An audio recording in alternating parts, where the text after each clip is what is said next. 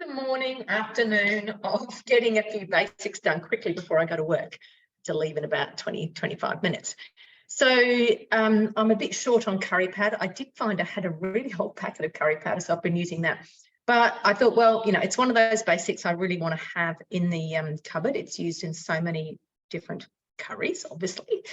And yeah, there's, you know, you can put it in mayo to give a bit of a curry flavour to your mayo, all sorts of things. So I have done the dry roasting because that was 8 minutes and that would have been seriously boring. So again, just a reminder that I don't want to go through adding all the ingredients, but I will actually just go through that.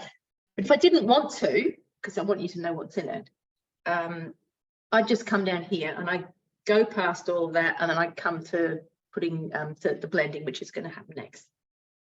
Okay, so I've had 1 tablespoon of black peppercorns, 2.5 tablespoons of coriander, just checking it's tablespoons and not teaspoons, 1 tablespoon of cumin seeds, 2 teaspoons of ground turmeric. So again, and just be mindful of the lid.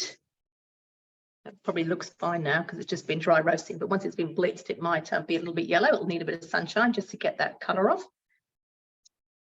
1 teaspoon of ground ginger, 5 dried chilies, might be a bit hot, 1 tablespoon of rock salt, 2 teaspoons of granulated garlic, 4 cardamom pods. I use the green ones. I did have black and green, but I use green.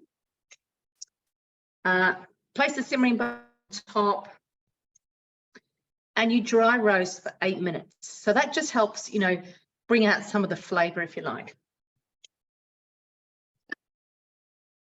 So there we go, whole lot of spices in there. And just by the looking at it, you can see it doesn't take up much space. I could have doubled it if I wanted to. Lid's going on. 30 seconds. Speed 10. Now, it is still hot, so I'm not sure if it's actually going to go to speed 10. General rule is if it's 60 degrees, it won't go any faster than speed 6, but we will see. Sometimes it just takes a bit of time to wind up to that 10. And it may be that just moving it around will actually help cool the bowl down a bit.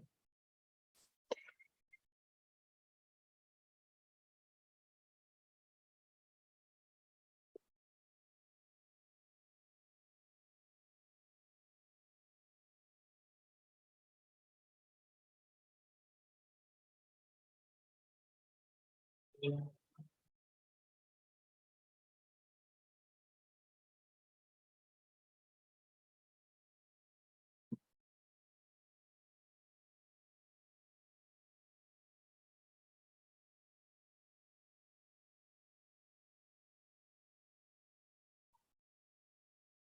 That smells incredible. It's going down my throat though. Excuse me.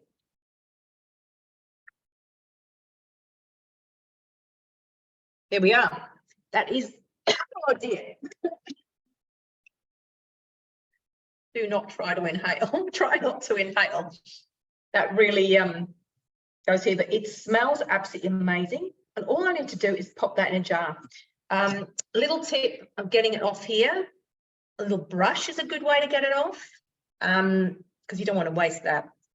There's quite a decent amount there, and you can see it's all around the top there. So I've got a bit of scraping to do. Pop that into a jar, and I'm all set for curry paste for a little while.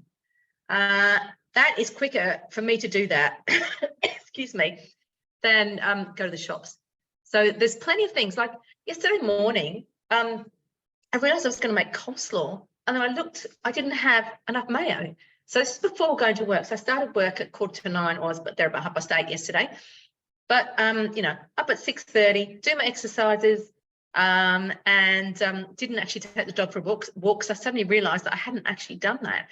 So literally pulled out the ingredients of my mayo. Always make sure I've got a bit of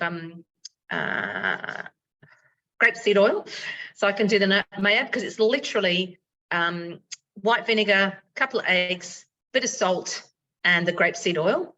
So mayo was done in an instant, and then chucked, you know, took some of it out, let some of it in the bowl, chucked in my bits of my coleslaw, mix it up. Oh, getting me. And off you go. So just saying, it can be a lot quicker if, you know, just have the basics at home, a lot quicker to make it yourself than go and shop. And I'm going to leave you before I have a coughing fit.